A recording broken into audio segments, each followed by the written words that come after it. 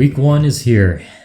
Tomorrow, Thursday Night Football, kicking off Week 1 of the 2024 NFL season. We are the Checkdown Chumps. We've changed things this week a little bit.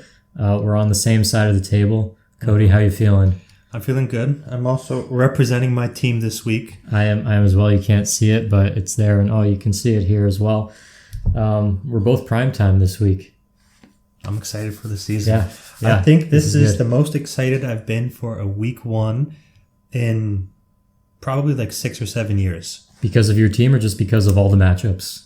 Well, because of my team, but also the matchups are looking pretty great Week 1. Okay. I'm excited. Me too. We're going to go through all these games one at a time, and we're going to make our predictions. Tomorrow, Thursday Night Football, we have the Chiefs and the Ravens. The Ravens are going into Kansas City. It's looking like a solid matchup to open the season. It's a rematch of the AFC Championship game last year. I'm taking the Chiefs in this one. I'd like to see the Ravens win, and they certainly could. But these are just two powerhouse teams. It's pretty even, and even though I think the Ravens have a slightly better roster, the Chiefs are just the Chiefs. Mahomes is 3-1 against Lamar. In a game this close, I kind of just default to the Chiefs. It's the more boring pick, but I'm taking the Chiefs Week 1. Okay. Everything that I have written down here, along with all of my studying I've done for this game so far, logically would lead me to take the Chiefs. However, I'm actually taking the Ravens. Okay. Because I'm considering this as a revenge game for Baltimore. Right. However, going through the history of the matchups between these two QBs in the past is not even close. Mahomes has averaged over 370 yards, 3 touchdowns, and a 119 passer rating over the 4 regular season matchups, right? With only 2 picks over the 4 games. Lamar, he doesn't have the picks, but he also doesn't have anything else. 78 passer rating, less than 190 yards, and only averaging 1 touchdown across 4 games through the air. He does have 3 on the ground with 300 rushing yards, but I mean, the Chiefs are 3-1 in those games. Of course, the playoffs last year, they I wouldn't say dominated, but the first part of that game was interesting to me because it looked like the Chiefs got off to such a great start that they weren't going to look back, right? Going up 14-0 early on. And then Baltimore looked like they had some hope pretty much through the remaining 3 quarters of that game, but Lamar just couldn't get it done. But there's a few things I want to point out here. Hollywood Brown is doubtful for Kansas City. He's a former Raven. Yep. So it's going to be interesting to see him on the field against his former team with the numbers that Mahomes has been able to put up against Baltimore in the past. That's definitely something to keep an eye out for. He could have a huge game. Also, Derrick Henry against the Chiefs in the past has been pretty good. 4 games, he has 2 touchdowns in 3 of the 4 games, and he's averaging over 110 yards per game. So 2 touchdowns in 3 of the games. 2 touchdowns in 3 of the 4 games 6. that he's played. Okay. Yeah, he has 6 in total. 1 game he didn't have any, but he's still getting the yards and over almost 6 yards per carry from Henry too in these games. New defensive coordinator for Baltimore. Mike McDonald's gone to Seattle. Zach Orr is stepping up. So it'll be interesting to see how that new Baltimore defense under Zach Orr does against the ever-electric Chiefs offense. Is he related to Michael Orr? I don't think he is. Okay, never mind. I don't think so. Although that would be interesting. Also, they lost Patrick Queen, they lost Geno Stone, they lost Clowney, and they lost Darby. Those are big losses on the Baltimore defense coming into the year. So logically, I just think that Kansas City's going to win the battle of the trenches. They have a good offensive line. We're kind of unsure about how Baltimore's defensive line is going to be able to get pressure on Mahomes with all of the changes. However, I still do have Baltimore as a borderline top 5 defense in the league. It's going to be interesting to see how things play out Week 1. So again, logically, I would take the Chiefs here because I think they win the battle of the trenches. They still have the secondary that can cover those Baltimore wide receivers. They'll be able to keep Lamar contained. Derrick Henry is my X factor going into this game because we don't know how he's going to operate in this Ravens offense. So I got Baltimore in a revenge game 24-20. Derrick Henry being the superstar that he is, it's almost insane how often I forget that he's on the Ravens now. Well, People make it a moot point because they consider him to be past his prime and old, and Baltimore hasn't had a good history of keeping running backs healthy. So it's difficult to predict how he's going to fare in this offense. But you theoretically think the combination of him and Lamar Jackson running RPOs is just going to be too deadly for teams to handle. But yeah, and Gus Edwards had a very quiet 13 rushing touchdown season last year, and now Derrick Henry comes in. You'd think he's going to have some success on the goal line. He should. Yeah, he should. Okay, now we have something a little unusual. We have a Friday night game this week. Friday night we have the Packers, and we have the Eagles playing the home team, but it's in Brazil. It doesn't sound like a lot of the players are thrilled about it. I'm pretty excited. Neoquímica Arena in Sao Paulo, Brazil. I was looking up the storylines going into this game, and it turns out that there are wildfires affecting the air quality in about 30 cities around the area, and it's the first time that Brazil has issued a smog alert since 2007. What does this mean for Jordan Love? Well, it means that the game might be canceled. Oh. Yeah, it has serious implications. It looks like there's still a question mark as if this game will be played in Brazil or not. And the NFL has released a statement claiming to be concerned over the health and safety of their players. But I find it hard to believe that this game wouldn't happen considering how much attention has been brought to it on an international stage. Are they flying in the night before? I believe so. I don't think any of the players want to be there for longer than they need to be, considering they've been told to stay indoors, not walk on the street with their phone, high crime rate in the city. They're going to be moving together as a pack efficiently in and out, and they don't want any trouble. So if they do decide to play the game in the States instead, we're likely going to get an announcement by, you would think, Thursday. Well, Thursday at the latest. Yeah. Well, I really like Philly in this game, regardless of where it's played. Mm-hmm. Really, I'm just rooting for Philadelphia. I'm not actually that confident. Whenever a team that should beat the Packers plays the Packers, I still get nervous. Mm-hmm. Jordan Love showed us all last year in the second half of the regular season and in the playoffs.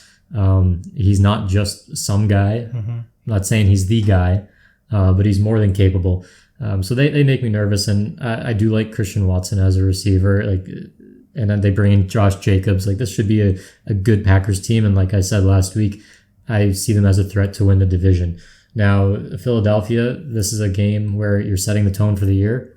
You're getting back on track. You're trying to recover from having lost your coordinators prior to last season. That's right. I'll be rooting for them. I think Philadelphia should win this game. But what do you think? Well, I have Philadelphia winning this game 27-23. Okay. Looking at this on paper, I think that across the board, with the exception of the secondary, Philadelphia has the advantage everywhere. I do like Green Bay's offense. However, I still think that the weapons Philadelphia has are just better than what Green Bay has. Mm-hmm. Now, there may be some question marks going into the season in terms of if Philadelphia is going to be able to come back to form after that collapse they had at the end of the year. Well, the last time we saw this football team, it was not an inspiring team. They were the worst team in the league for the last quarter of the season. Yeah. So I think this is going to be a game where they're going to come out and try to set the tone against the Packers. Now, the Packers are wearing green in Brazil. The Eagles are going black helmet, white jersey, black pants. What does this mean? Well, the league issued a warning for the teams not to be wearing green because apparently it has affiliation with gangs in the area in Brazil. So by the Packers choosing to wear green, I don't know exactly what that means for the safety of their players, but it might not be a good thing if the fans start throwing things onto the field, specifically to hit Packers players. You're not going to get this analysis anywhere else. That's why you have to take this moment to subscribe to the channel so you can get this every week. Absolutely. But, I mean, in terms of the X's and O's, bringing in Kellen Moore, I think he's going to help push this offense back to where it needs to be, and they're going to overcome that tragic last quarter of the season they had last year, and they are just a better team than the Packers. That's why I have them winning. Okay, I've been a fan of Kellen Moore since his days as a Lion, right? And I've been rooting for him ever since as a coach. This is the first time we're seeing Philadelphia really without their Hall of Fame center Kelsey, right? I don't know what that line is going to look like. Their line was previously the strength of this team. We'll have to see what they look like this year. I know you follow the team more closely because you are an Eagles fan. That's got to make you a little nervous, I would think, for the future. A little bit. What they did is they moved Ken Jurgens over to guard, and they brought in the new center, but they still retain Lane Johnson, who's a Pro Bowl tackle, Jordan Mailata, also a Pro Bowl tackle. So I think they're going to regress a little bit with Kelsey being the guy who was pointing out the blitzes and really, being the captain of that offense for the time he was out there. But I think that talent-wise, as long as they're able to properly communicate and, maintain their ability to call out defenses, they should be okay and retain as a top 5 offensive line in the league. Okay, we'll see how it happens. Moving on, Sunday, 1 o'clock, we have the Steelers going to Atlanta to play the Falcons. Raheem Morris is back for Atlanta. A lot of people forgot this. Raheem Morris was the interim head coach in 2020, and they decided instead of promoting him to be the full-time head coach, they decided to go with Arthur Smith. Now it feels like a little bit of a course correction now that they bring in Raheem. Raheem went away. He went to LA. He won a Super Bowl. He proved himself as a defensive coordinator. Now he's back. He brings with him from LA to be his offensive coordinator, former quarterbacks coach Zach Robinson. I didn't make this connection, but they bring in Kirk Cousins to be their quarterback. He was playing in Minnesota for Kevin O'Connell, who was with the Rams. Zach Robinson learned under O'Connell for a couple of years with the Rams. So they have to feel optimistic about this combination and Kirk being able to perform and run the offense. The offenses won't be identical, but you have to think this is the McVay coaching tree, again, just like Kirk played in last year. You have to be optimistic about it. Speaking of Arthur Smith, he's in Pittsburgh now. Pittsburgh is going to be a team that depends on their defense, but with how uninspiring Arthur Smith was the last couple of years, and when you have Russell Wilson as your starter, I'm not too confident. For me, this is an easy pick. I don't even have to look that deep into the analytics or anything. Just give me the Falcons. I'm not going to think about this one too much. Yeah, I got the Falcons too. I got the Falcons 22-21 in a close game. Oh, okay. Because that Steelers defense under Tomlin is always going to be a threat. They're special this year. They are. But talking about Arthur Smith, what's interesting about that is I think the running back situation in Pittsburgh is the best situation that he could be in the league because he likes splitting the workload in the backfield. And this year, I don't think there's another running back duo in the league that you could make the case that should split the load as evenly as Warren and Harris in Pittsburgh. So not the best duo, but the most even duo. So I don't think anybody's going to be too upset this year if they split right down the middle, whereas last year there was a lot of pressure from within and without the organization to use Bijan in a more heavy role than he was doing. So this year, with the pressure alleviated from Arthur Smith to split the load in the backfield, I think that's actually going to work out in his favor. Also, I think that having Justin Fields on the bench means that he doesn't really care how Russell Wilson performs because he knows that he has a backup who probably better fits into a system with the speed than Russell Wilson does anyways. So I think that he's not going to be afraid to call plays that he otherwise would have been with the quarterback situation he had in Atlanta last year. So I think that Pittsburgh might surprise some people with their offensive play, but you're right. I do think Atlanta is a better overall team, and they're going to be able to overcome that Pittsburgh defense, the weapons that they have. Spectacular. All Kirk Cousins has to do is be an average NFL quarterback, and that offense is going to be top 5 in the league. So I got Atlanta winning that one. Now, we haven't seen a full game's worth of snaps from Kirk since the Achilles injury, so that's a factor. We're operating under the assumption that he comes in and he's Kirk Cousins, the same Kirk he was last year, which is a guy that he's going to what you get with him, right? But we don't know if he's even that this year, so we kind of have to wait and see. I like what you said. Steelers offense surprising some people. That's a bold statement. We'll keep an eye on that throughout the year. I think it would be cool if their offense comes out and actually plays a bigger role in winning games than people expect. So we'll wait and see. The next 1 o'clock game, Cardinals at Bills. The Cardinals made a course correction when they selected Kyler Murray at number 1 the year after picking Rosen at 10. And last year they kind of did the same thing. They moved on from Cliff Kingsbury despite making the investment in him, and they brought in Jonathan Gannon from from Philadelphia. Now, he was fresh off a Super Bowl appearance. Year one didn't go the way that they wanted, but in part that's because you didn't have your quarterback the first half of the season. Now, Kyler did play the second half, so he's had time to recover from his ACL injury. And not only that, but they've loaded the team with weapons. They bring in Marvin Harrison Jr. They retain Trey McBride. They still have James Conner, who I think the last 3 years has had one of the most underrated stretches of any running back in the league. Very, very quiet. But he's still one of my favorite backs. So I think they're going to try to set the tone for this era moving forward by coming out swinging against the Bills. The Bills, we know who they are. It feels like the window's closing for them and they've lost some pieces, but you just feel like this has to be the year they get it done regardless, right? We know Josh Allen, we know Sean McDermott. They're the main faces of the team. But when you fall short time and time again, it's like, okay, we don't care if you've lost pieces. This is the year you got to do something. I think this game is going to be closer than people expect. I think the Bills are overall set up to disappoint a lot of people because the expectations are so high. And again, expectations are only high because you've shown yourself to be great already. I think this is a close game. I think the Bills win, but I think the Cardinals are going to set the tone and they're going to have a pretty competitive year overall. Yeah, no, I like that. I like the Cardinals this year too. But I do have the Bills winning this one. I got them down 28-27 in a very close game. It's very close. I do agree that I think the Cardinals are going to come out strong, try to set the tone for the year. But the Bills are the Bills, and I believe that Sean McDermott, unless he gets it done this year, it's going to be his last year in Buffalo.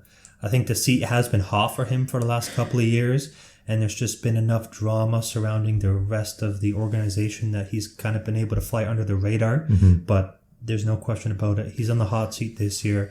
If they don't at least make it to the conference championship game, I think he's gone for sure. It's possible. Crazier things have happened in this league, and I don't know who they'd replace him with or what they can pinpoint as something he's doing wrong that another coach could do better while not, being worse in other areas as a coach.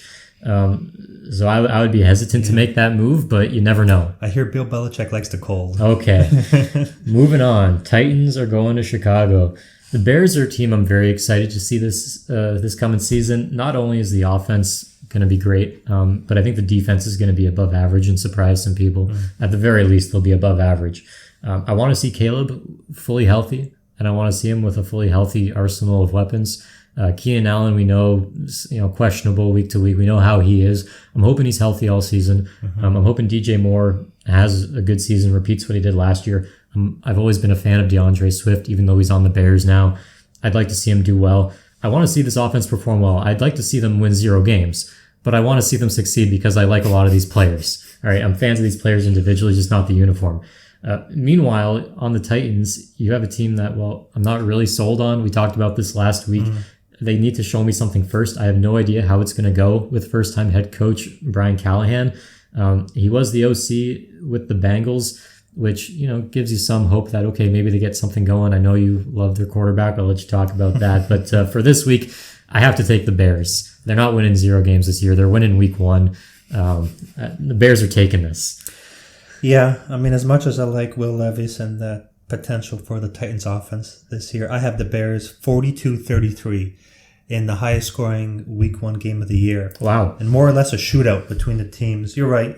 Caleb Williams, I think he's going to have a very good rookie year, and I think he's going to have a very exciting week 1, especially against the Titans defense, who has a ton of question marks, especially since they brought in all of that old talent. We're not really sure how they're going to be able to hold up against all of this Bears young talent and the speed that they got, and Caleb Williams' electricity at quarterback. However, I do like the Titans offense.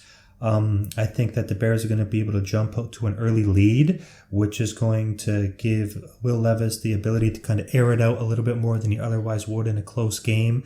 And they're going to score some late third quarter, fourth quarter points to kind of bring it back a little bit, but they're just not going to be able to get it done down the stretch. Yeah, you see something in the Titans offense that I don't recognize, and I'm hoping that after a few weeks go by, I can see what you're talking about, and it kind of materializes. So I'm excited, and I'm going to keep an eye on the Titans this year just because of that. Yeah. But we'll see. I don't know. I like mayonnaise, so that's right. Putting it out there. Okay.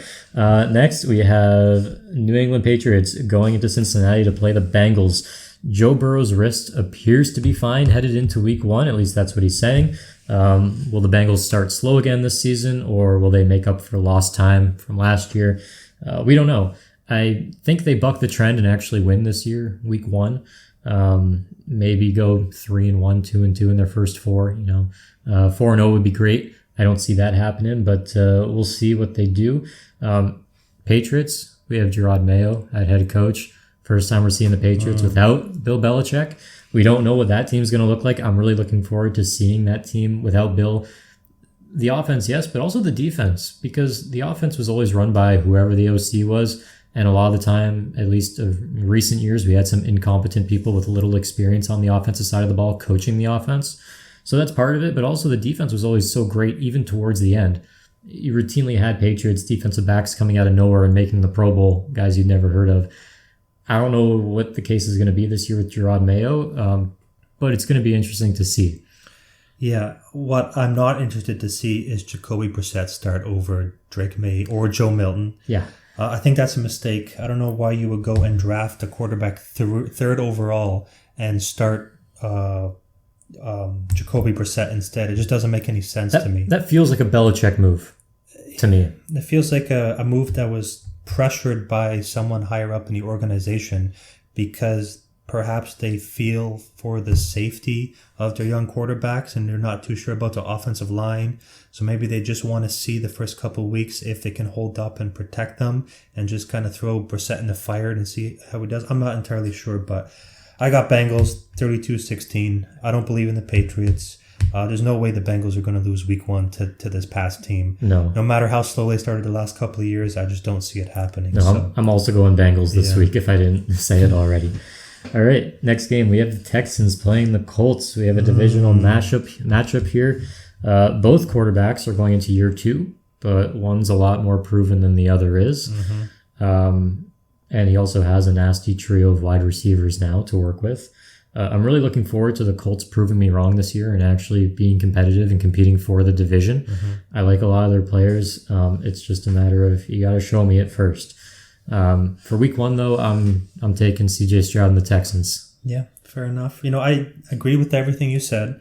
However, this is my first upset pick of the week, and I'm taking the Colts to win. Okay. I think that there's going to be some tension week 1 in Houston between DeMeco Ryan, CJ Stroud, and that wide receiver group. And I think that he's going to overthink how he has to spread the ball out between his guys. And he's going to run into a borderline top 10 Colts defense who's going to come prepared for how he plans on, spreading the ball around. And I think he's going to come into some trouble early on.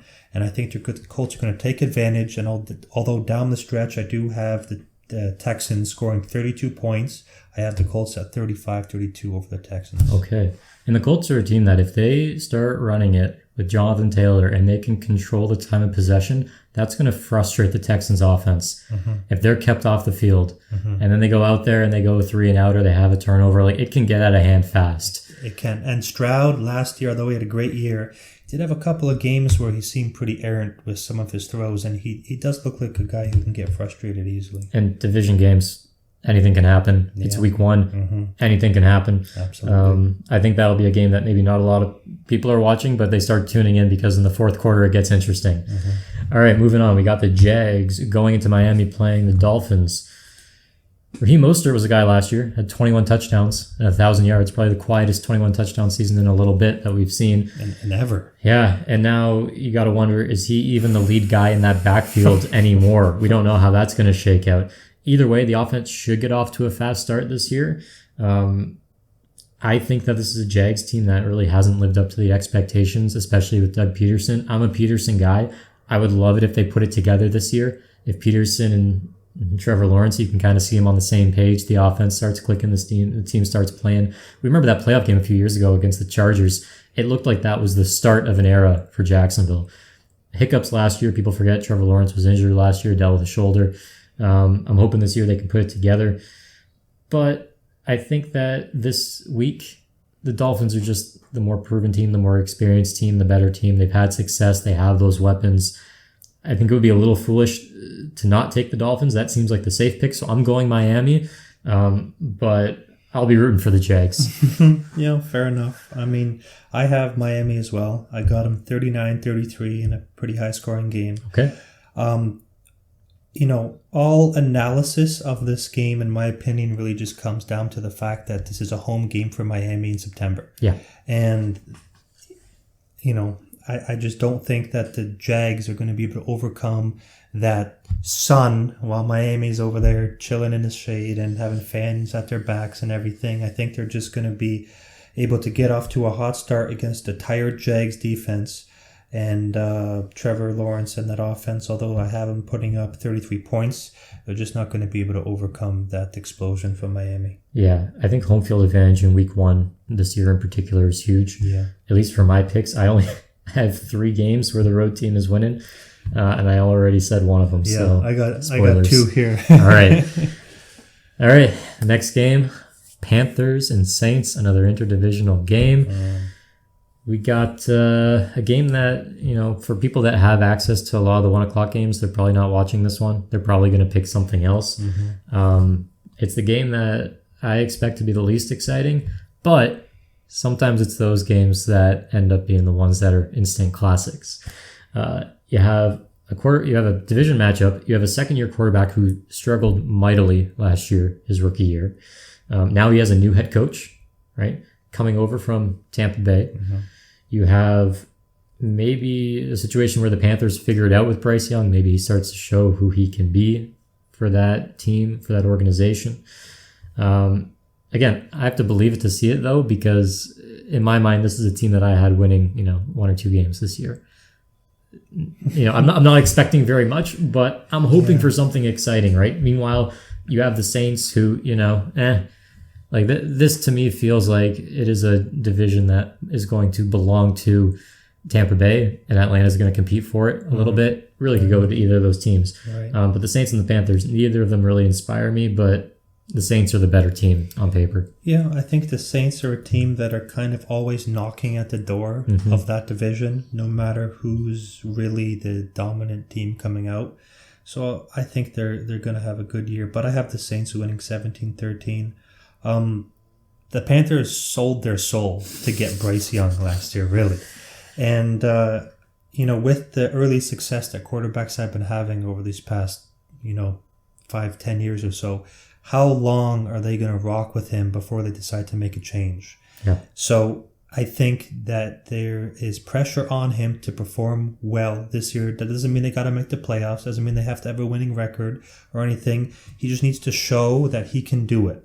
And as long as he can do that, I think he might be able to work his way into a position where he kind of sees himself a bit as a Russell Wilson in his early years. However, Russell Wilson, year 2, I think, went to the Super Bowl. So he's definitely got a long way to go to be there. But if he wants to emulate his game after somebody, I think that's the guy to do it. Yeah, Seattle had a slightly better supporting cast than the Panthers do right now. Fantastic defense, too. Yeah. Anyway, moving on. The final 1 o'clock game of the weekend, we have the Vikings going to play the Giants in New Jersey. This is one of my road team wins. I'm taking the Vikings. Sam Darnold's back, baby. And he's back in New Jersey. And with Kevin O'Connell, I think he proves the haters wrong this year. This is my bold prediction. Well, maybe. We'll see. I'm rooting for him, though. I do like Sam Darnold. I hope he finds success.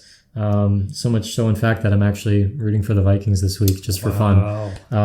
Sorry, Giants, but I don't know what's going on in New Jersey this year. Like I can't really say anything too nice about the Giants this year and what's going on. Not feeling too inspired about Danny Dimes. Maybe he channels his inner Eli this year and he gets back on track and he justifies the money he makes. But yeah, I don't like the direction they're going. So I still love Justin Jefferson. I think Sam Darnold can get him the ball just enough. The Vikings have enough to win this game. I want to see Kevin O'Connell, put on a masterclass against New York. Okay. We differ. I have the Giants winning this one, 27-17. Okay.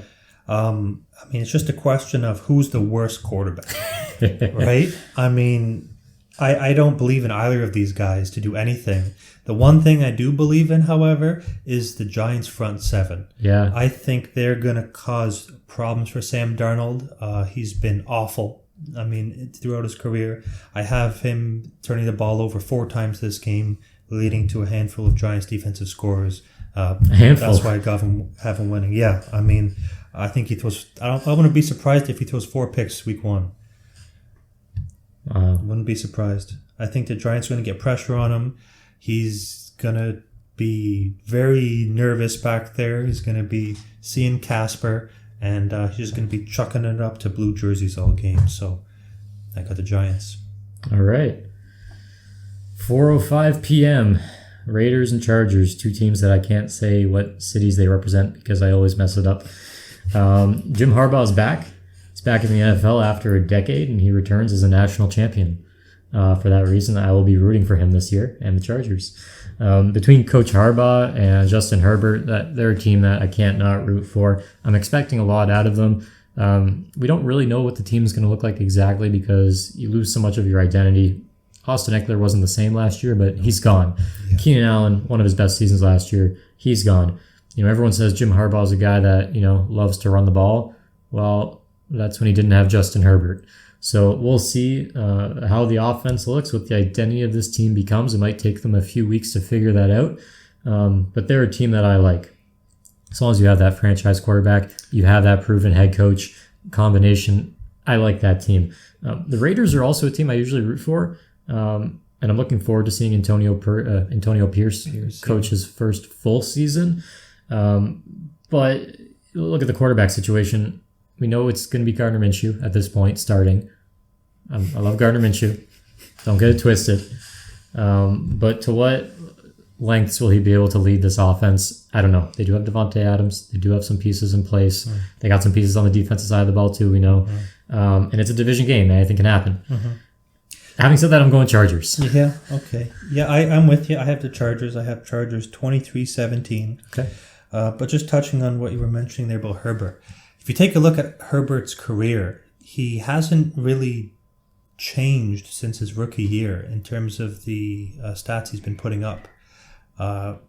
He hasn't improved is what I'm trying to get at here. Not like you would expect someone like him to do this far into his career. Well, he started pretty hot. He set the bar so high that if he never surpasses it, I wouldn't have a problem. I wouldn't say anything because it was so impressive what he did his first 2 years. True, it is impressive, but you would like to see him take the next step to become truly an elite quarterback in the league. And I think with Harbaugh here, mm-hmm. Under the right guidance, he definitely has the possibility of doing it. I like Herbert too. I think he, under Harbaugh, could take a big leap this year that really solidifies himself as a top 5 QB. However, I just don't believe in the talent of the rest of the team. So I don't have him in the playoffs this year, as we discussed last week. But I do like him. I do like him in week 1. Okay. Yeah, I'd like to see him improve, not statistically necessarily, just let's win some games. I know winning games isn't a quarterback stat. That's kind of been my position on it. But at this point, you're a Chargers fan. Let's just see it. Let's win something. Yeah. Let's go. It's week 1. Let's go.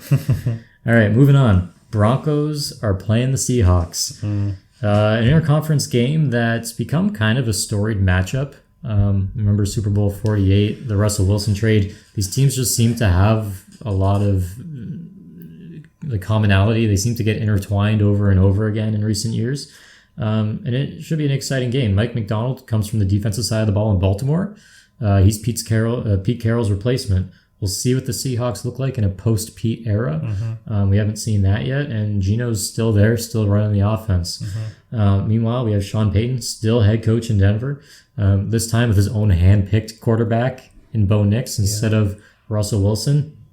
from what I heard from Denver fans and people in the area, it's like a breath of fresh air having Bo Nix playing quarterback just in training camp in the preseason and everything. He was the 6th quarterback taken this year, but he's still 12th overall. Mm-hmm. So I think the talent, justifies that. Yeah. I think there's going to be a learning curve, and you're going to have some rough patches because he's a rookie. But I think long term, this was a good decision. Now, he was a guy who, for the Oregon Ducks, he had 45 passing touchdowns to 3 interceptions. No, it's college, but this guy has the potential, right? I'm excited to see what Denver is going to do, especially with a Sean Payton offense. It's been so many years since we've seen a true Sean Payton offense. Last year, they really couldn't do very much. They had to really rein in Russell Wilson. Mm-hmm. So it's kind of interesting because you have a veteran head coach paired with a rookie quarterback, and then you have a rookie head coach paired with a veteran quarterback in this game. Mm-hmm. So we'll see where the experience pays off more in this one. In my opinion, Denver's been the more dysfunctional team overall. Seattle's been more steady. So for me, I'm going to take Seattle in this one. It's just my gut feeling. So I've seen comparisons made. I personally wouldn't make them myself. About Bo Nix coming into a Sean Payton offense, similar to how Drew Brees came into a Sean Payton offense early on. Okay. I don't think that Bo Nix is Drew Brees. I don't think that Bo Nix is anything like Drew Brees. I don't think that Bo Nix is going to be the starter in this offense for very long, considering they have Stidham and a seemingly new and improved Zach Wilson to back him up. They had an amazing preseason. So if Bo Nix shows signs of struggles, I think that the backups are still young enough where there's going to be too much pressure on Payton to take Nix out of the starting role and put one of the other 2 QBs in, or he's just going to ride with his guy and he's going to be gone at the end of the season. That's how I see it playing out for Denver. Now, Seattle, I've been doing some thinking about Seattle, and I like Seattle this year. I think that they are going to have a top 5 defense in the league this year. Okay. I think last year they had the talent for it. I just don't think it clicked for them. But this year, like you said, with Mike McDonald coming over, I think he's going to rein in that defense. I think they're going to be legit. Geno is still back there. 2 years ago, he had a really good year. Mm-hmm. Well, not just for Geno, but for any quarterback. Absolutely, right? yeah. And he's got weapons around him. Kenneth Walker in the backfield. He's a solid running back. He's still got DK Metcalf. I mean, they brought what's his name over from Denver in that trade. Noah Fant. So I like Seattle this year. I think that they're going to surprise a lot of people and they're going to do well. So I have them winning this game in an awkward 19-12 victory. Okay. Yeah. All right. Moving on, we got the Cowboys going to Cleveland. For me, this is a game where, this is one of the few road teams that's going to win this week. I know how you feel about the Cowboys already. You'll get to that. And Cowboys on the road, I know you have opinions about that. Simply put, though, I'm just not high on the Browns' offense this year. Their defense is what they are, we know. But the Browns' offense, I just think they'll be average. The defense is going to keep them in the game, but it'll keep them relevant all season, don't get me wrong. But they're not winning this division. They're not making the playoffs. The offense just isn't good enough. I really think that the Cowboys are going to come out on top in this one. I think they have a sour taste in their mouth from the way the season ended last year. It's kind of how it goes every year, though. Mm-hmm. But I think they're feeling the pressure at this point. They're going to come out and they're going to be ready. Now, Green Bay's no slouch last year. I know they lost to Green Bay. Green Bay's a good team. There's no shame in losing to them. But they're going to come out and they're going to kick the Browns, Yeah. Like I don't see it going the other way. Now, I was going to say that I really like the Cowboys corners against Deshaun. Mm-hmm. I thought maybe Deron Bland would get like a defensive score. He's out. He's on IR now. Yeah, he's out. So now it's like, okay, what about Trayvon Diggs? Is he going to remind us who he was 3 years ago? That's what I'm counting on at this point, just so that my pick can stay the same. I didn't want to change it. I still think the Cowboys are going to win, though. Everything points to this being, a game that's competitive for most of the game, but I think it'll get away from Cleveland towards the end, and I think the final score is going to be a little bit wider because of that. Mm-hmm. But yeah, give me the Cowboys. I can't take the Browns this year. Okay, I remember last year, week 1 opener, Dallas and New York Giants. Mm-hmm. And I think they won 40-0 against the Giants. Yeah. Yeah, so Dallas definitely has the capacity to open up the season against a team like Cleveland with a win like that. However, I'm taking the Browns. Now, here's what I want to point out about this game, and something that you mentioned earlier is that you don't think that the offense for Cleveland is there. Mm-hmm. Now, I was thinking about this when I was going through Cleveland's roster, and the only question mark for me really on that offense is Deshaun Watson. The most important part. The most important part, granted, but they do have a good offensive line. Yep. They have weapons at receiver and tight end with Cooper, Judy coming over. Yep. They have David Njoku, who I think is a really good tight end. Chubb is out for the first 4 games of the season at least, but Ford has proven himself as a solid backup. Jerome Ford, yep. That run game, over the past couple of seasons has been, one of the better running games in the league. So if Deshaun Watson can return to his form, what he was before the incidents. 4 years? Yeah. Okay. I think, tell me if you disagree, but if that Deshaun Watson is at the helm for this Browns offense. Well, it's different. It's different. It's different. Yes. It's different. Now, he's the biggest X factor in the league. I think if he can perform, not necessarily to the level he was 4 years ago, but show us shades of Deshaun Watson enough to the point where he's not, costing his team the games, I think the Browns can make a playoff run this year. Yeah, as long as he could be more of an asset than he is holding the team back, which last year it kind of looked like. It's just you replace him with Joe Flacco, yeah, exactly, and all of a sudden the team is exploding, with success. If I'm not going to give Deshaun the benefit of the doubt, no one should, but until he shows something, I agree. But for this game in particular, I just think that Dallas doesn't match up so well with Cleveland. Yeah. But I don't think many offenses match up well with Cleveland. It's Jim Schwartz. Mastermind. What more could you want from that? Yeah. So I think that, Dak's going to come out strong with CD, but I think that they're going to find themselves in some difficult situations early on in the game, and it's just not going to look well. So I have Browns 2017. I think Dalvin Cook and Ezekiel Elliott are both going to go for 100 on the ground. What? No, I'm kidding. All right, moving on. We got the last game of the 4:00 hour on Sunday. It's the Commanders going to Tampa Bay. Look, I'm a Baker guy, always have been. I hope the Bucs just roll this year. Washington's a team that has a rookie quarterback in Jaden Daniels, who's gotten a lot of hype in fantasy circles. In reality, I don't know what to expect. Maybe he runs for a couple touchdowns, wins somebody's fantasy week. It's not enough to win a football game in the NFL. He could surprise me, but it's his first game ever in the league. So, to me, you got to go with the experienced team, the team that was in the playoffs last year, the team that won a playoff game last year. For me, it's easy. I'm taking the home team. I'm taking the Bucs. Okay, I got the Bucs 26-24. I think the Commanders are going to surprise a lot of people this year. I don't have them in the playoffs, but I do have them making a playoff push and a winning record to end the year, second in the division behind Philly. Being an exciting team to watch. Yeah, I think they're going to be an extraordinary exciting with Jaden Daniels. Who does he remind you of? First quarterback that comes to mind. You don't know? No. Lamar Jackson. Lamar's I have such a hard time comparing any mobile quarterback to Lamar Jackson right off the bat before I see them play in this league, because you can play in college and you look fast and you look electric, right? And then you get to this league and sometimes you look a little slower because everyone else is fast.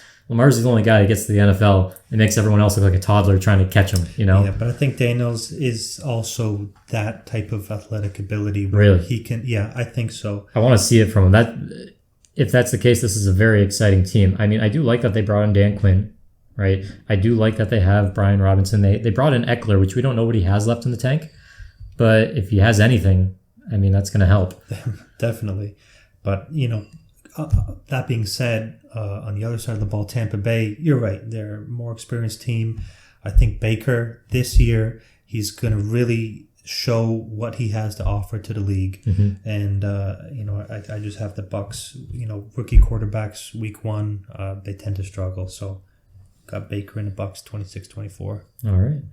Moving into the next set of primetime games. Sunday night, 8:20, we got the Rams coming back to Detroit. Stafford coming back to Detroit. It's the game of the week for me. A rematch of last year's wild card round and the Lions' first playoff win in 30 years. They're coming back, and I'm excited for the Lions to get off to a hot start this year, just like they did last year against Kansas City, opening up that season. They shocked a lot of people. They didn't shock me. That's what I expected to happen. Let the record show. And I expect this year to be no different. I'm still a Stafford fan. I still root for him personally week to week, but not when he's playing the Lions. I think the Lions are going to give the Rams problems. I know the Rams are going to be missing some pieces potentially in this game. Yeah. Their tackles are banged up. I expect big things this year from Hutchinson in the defense, so I expect the defense to give the Rams offense some problems. Lions also added some corners in the draft. They bring in Carlton Davis. Even if you think those guys are mid or they're not going to be great right away, it's an improvement from last year. And last year they were more than capable towards the end of the season. So I'm excited to see what the defense looks like. In addition to that, you got guys just improving. A lot of guys contributed their rookie year on the Lions in the defense. So that's going to be exciting to see how they've progressed.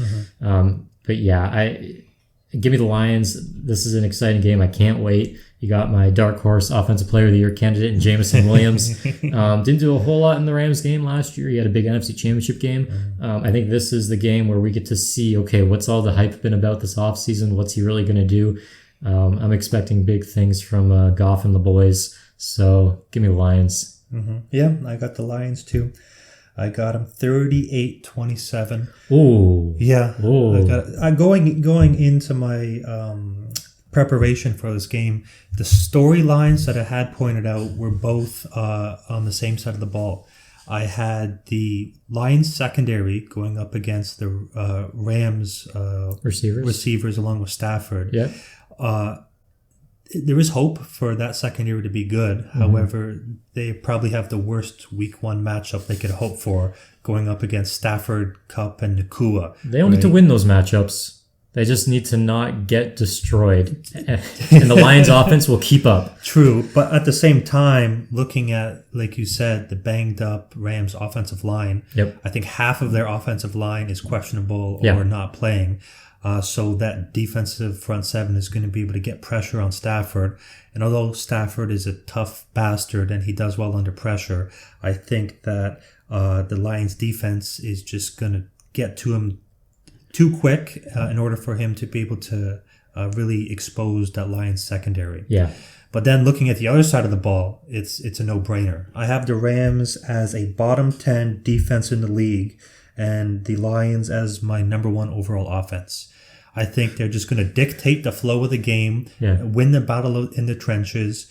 They're going to be creative with the plays that Campbell comes up with. They're going to be aggressive. I just have them just overcoming whatever the Rams have to throw at them. Yeah. So I got them putting up 38 in the win. Yeah, I mean, the Rams just traded their Mike linebacker, a couple weeks before the season even starts. That was a move that baffled a lot of fans. It's like, well, you guys are competing. You're supposed to be competing. You got a quarterback, on the back nine of his career. Like, you're in win now mode, you would think, especially given, how you looked so good last year in the playoffs before you got bumped. I don't know. I don't know what the Rams are doing. But it's not a gimme by any means. I mean, if it was the Lions whose offensive line was half, out for the game, I would say, okay, that's a big problem. Yeah. For the Rams, though, it's a different type of offense. It's a different type of quarterback. I'm not saying he's mobile, but he's the guy that can evade pressure to some extent. Now, Stafford looks a lot better when he has time than when he doesn't. But it doesn't mean game over just because you got some scrubs in there protecting him. No, I agree. Yeah, but I just think that the Lions are just going to bully. I hope they're so. Going to bully the Rams. Yeah, that's gonna be a good game regardless. I think. Moving on, Monday night, the last game of Week 1, we got the New York Jets going to play the San Francisco 49ers. We'll see how long Rodgers lasts this time around. The Jets are a competitive team at many positions. A lot of people think that the Jets are in trouble and throwing in a 41-year-old quarterback isn't going to fix everything. I think they do have some good pieces, though, around him on both sides of the ball. They got some pieces in place. The Jets are going to compete. Now, the Niners, though, are obviously the Niners, right? So give me the Niners, right? That's all I got to say about that. I think they're going to make Rodgers uncomfortable early and often. The Jets aren't going to be able to keep up with the Niners offense. The Niners are going to look to dominate this game, and they're going to look to dominate this whole year on their way back to the Super Bowl. Hopefully for them. Anyway, I don't actually have them as a Super Bowl pick, but I know they're hungry to get back. So I'm pretty confident that they take this Week 1 game. And we all know how Rodgers likes to crumble against the Niners, given his history. So yeah, it's an easy pick. Yeah, I mean, he really wanted to be there, didn't he? Maybe he still does really want to be there. Maybe. Yeah, but I have this as my game of the week. Actually, I have this as the most important AFC-NFC matchup until Week 7 when Kansas City travels to San Francisco. I think this is the perfect game to kick off Monday Night Football this year because both teams are going to come out fighting. Like you said, San Francisco... is there going to be a Super Bowl hangover? I don't think so. They just worked out a deal with Trent Williams. He's coming back, okay, which is maybe their most important offensive piece that they have, considering how well Brock Purdy plays with him in the lineup versus how awful he plays with him out of the lineup. They made the deal with Ayuk. They still got Debo. They still got CMC. The rest of the offensive line is questionable. However, they do have Jawan Jennings, okay, who may have been Super Bowl MVP if Jake Moody learned how to kick extra points. So I take a look at that 49ers offense and their defense, and I just find it easy to forget guys because of how much talent they actually have. Yeah. Like looking at that defense, I mean, I thought they had lost some people in the offseason.